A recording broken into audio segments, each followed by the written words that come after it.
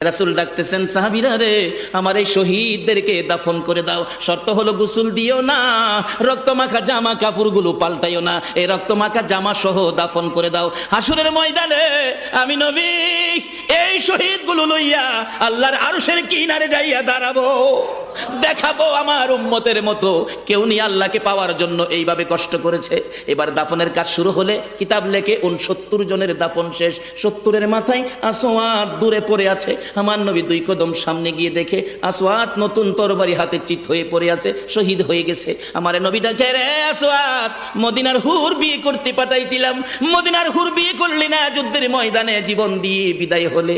আসওয়াদ রে, নতুন তরবারিটা হাতে রে। আসওয়াদ একজন সাহাবী বলেন, হুজুর বিয়ের বাজার করতে এসে আপনি যুদ্ধে গেছেন, খবর পাইয়া বিয়ের বাজারে টাকা দিয়ে যুদ্ধের বাজার করেছে, আসওয়াদ শহীদ হয়েছে। আমার নবী ডাকে, মাবুদ, আমার আসওয়াদকে তুমি কি দিবা গো আল্লাহ?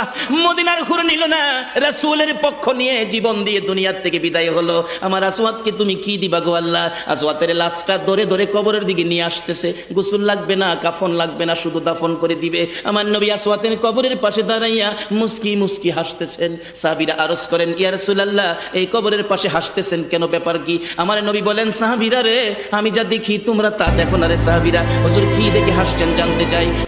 সাহাবীরা, আমার আসওয়াদ মদিনার হুর বিয়ে করতে যাইয়া যুদ্ধের খবর শুনে বিয়ের বাজারের টাকা দিয়ে যুদ্ধের বাজার করে জীবন দিয়ে কবরে রওনা হয়েছে।